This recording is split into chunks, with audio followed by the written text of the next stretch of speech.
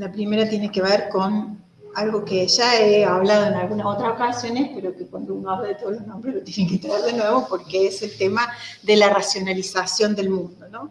Un concepto que es súper clave dentro de la sociología y que se lo debemos a uno de los padres de la sociología, que es Max Weber, ¿no? Para Max Weber, precisamente la cualidad distintiva de la sociedad moderna es el proceso de racionalización formal, que implica un cálculo de medios y fines sobre el que se construyen leyes, reglas y regulaciones fundadas sobre todo en las instituciones económicas y científicas y en las formas burocráticas de dominación. Para el autor, capitalismo y burocracias son las dos grandes fuerzas racionalizadoras en la modernidad. Y cito a Weber: el proceso completo de racionalización, tanto en la fábrica como en cualquier otra parte, y sobre todo en la máquina burocrática del Estado, corre paralelo a la centralización de los medios materiales de organización en manos del Señor.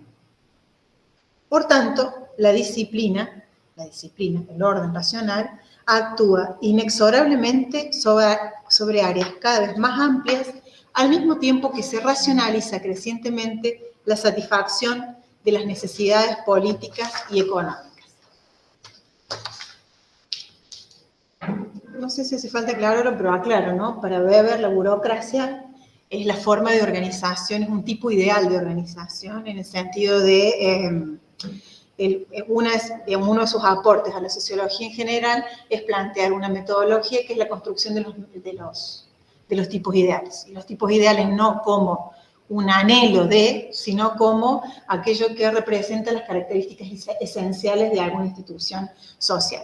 Y una de las instituciones que él analiza es la burocracia, como una forma de organización propia de la modernidad, ¿no? Entonces, las características que le asigna la burocracia tienen que ver con la organización en un cálculo costo-beneficio medio-fines, ¿no? Que él dice que es una forma que no existió previamente en las sociedades modernas, ¿no? Porque en realidad es una forma que tiene que ver con la legalidad, ¿no? No con el carisma, no con la tradición, que son las otras formas de organización que él estudia en la historia. Y entonces considera que esta forma, ¿no? Que está basada en la reglamentación, en leyes legítimamente aprobadas, ¿sí? Que implican la coordinación de esfuerzos de muchos para lograr un objetivo, esa para él es el modo de organizar. Más allá de que, digamos, ¿no? Todo lo que vienen después y hablan de organización racional y organización burocrática, entienden que eso en la realidad no se cumple tal como está pensado en términos ideales, ¿no? Entonces, la racionalidad formal del cálculo medio-fines entra en conflicto con la racionalidad sustantiva o basada en valores. Y ese conflicto jugaba para el autor un papel clave en el futuro de Occidente, dando lugar al pesimismo weberiano sobre la jaula de hierro que el siglo XX se encargaría de corroborar con creces. Ya hemos traído acá en otras oportunidades la tesis de Bauman en relación a la racionalización como causa necesaria del holocausto, necesaria y no suficiente, con su tecnología social orientada a la eficiencia, sostenida en la indiferencia moral y con capacidad de invisibilizar a las víctimas. La tesis de doctorado de Bauman es Modernidad y Holocausto, ¿no? Y entonces ahí él plantea cómo esta burocracia formal es en realidad lo que permite entender el holocausto desde la perspectiva sociológica. La capacidad de daño de esta forma de organizar la vida se ha expresado y se expresa en crímenes aberrantes por parte del Estado, pero también en el consentimiento de grandes masas de trabajadores a lo largo de interminables líneas de montaje, o respondiendo al mandato de la última aplicación que no solo ordena por dónde ir, sino que obliga a sonreír so pena de ser mal calificado por un poder que se extiende sin límites para controlarlo todo. Sin embargo, su capacidad de daño, la de la burocracia, queda oculta tras la imposibilidad de ser reemplazada mientras sea necesario coordinar millones de voluntades tras un fin común. ¿O es posible imaginar siquiera cómo organizar la circulación de miles de individuos en su trajín ciudadano sin reglas y poder concentrado? La conservaduría general del registro civil es la expresión organizativa, estética y vivencial de la burocracia weberiana. Y cito, dice en todos los nombres. La disposición de los lugares acata naturalmente las precedencias jerárquicas, pero siendo, como cabe esperar, armoniosa desde ese punto de vista, también lo es desde el punto de vista geométrico, lo que sirve para probar que no existe ninguna irremediable contradicción entre estética y autoridad.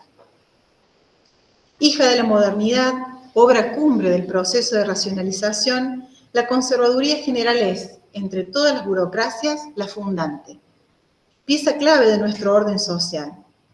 ¿O acaso en un mundo de derechos y credenciales seríamos alguien sin ese registro que dice que somos?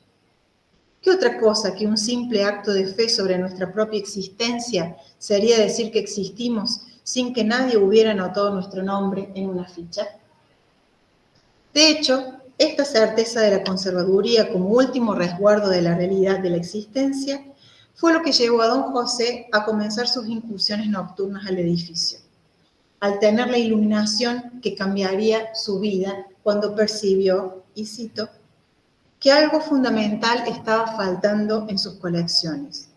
Esto es el origen, la raíz, la procedencia o, dicho con otras palabras, la simple certificación de nacimiento de las personas famosas cuyas noticias de vida pública se dedicaba a compilar.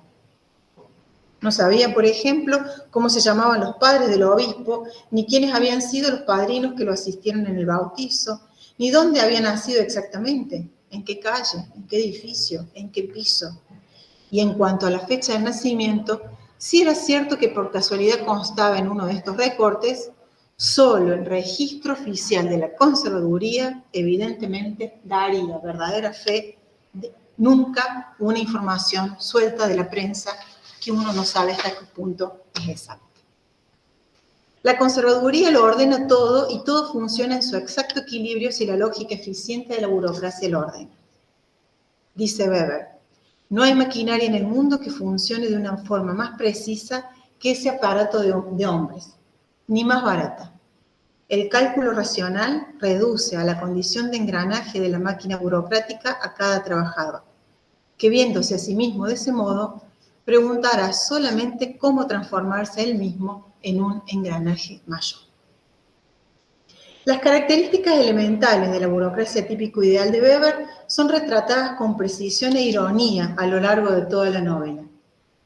Reglas, jerarquías, protocolos, comunicaciones escritas y solemnes, rutina y despersonalización. También la separación estricta entre la propiedad y el control de los medios de producción. Todas esas son las características para Weber de la burocracia. Aunque atraviesa toda la novela, la presentación del espacio y su funcionamiento es una clase de organización burocrática imposible de no citar, ¿no? Cuando hay burocracia, leo estos dos párrafos, porque son alucinantes. La primera línea de mesas, paralela al mostrador, está ocupada por los 8 escribientes a quienes compete atender al público. Detrás, igualmente centrada respecto al eje de simetría que, partiendo de la puerta, se pierde allá al fondo, en los confines oscuros del edificio, hay una línea de 4 mesas. Estas pertenecen a los oficiales. A continuación vienen los subdirectores, que son 2, finalmente, aislado, solo, como tenía que ser, el conservador, a quien llaman jefe en el trato cotidiano.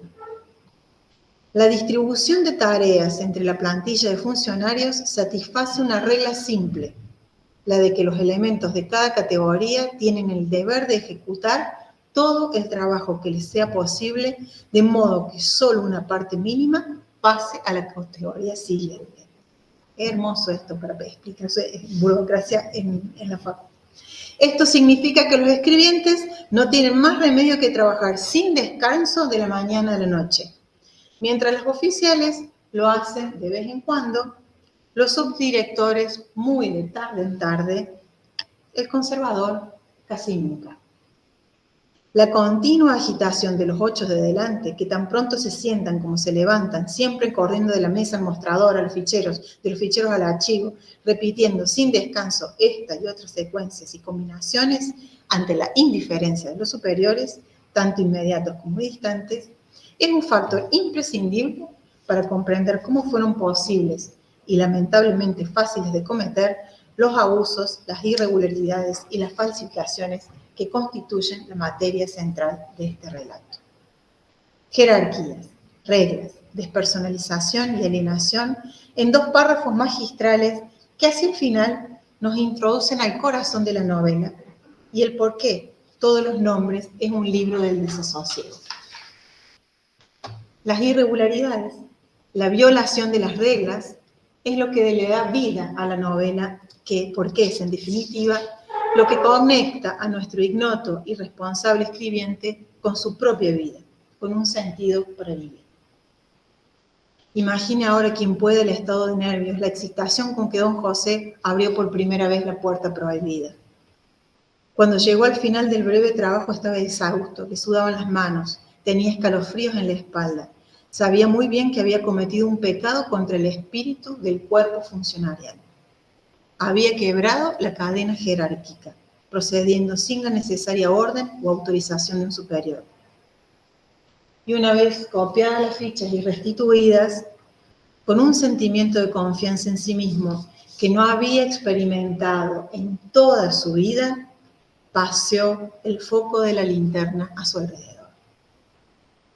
Confianza en sí mismo, porque seguir el impulso y romper las reglas fue el primer paso del encuentro consigo mismo, que irremediablemente le llevaría al encuentro con el otro. En términos weberianos, la acción racional orientada a fines sufrió el asalto de una acción afectiva. Para Weber, el Weber en su categoría explica 4 tipos de acciones individuales: la acción orientada a fines, la acción orientada por valores, la acción afectiva, que son las emociones, cuando uno se mueve por emociones, y la acción tradicional, que es esto que uno repite sin saber muy bien por qué. Weber estudia, por supuesto, como estudia la modalidad, estudia básicamente la acción orientada a fines.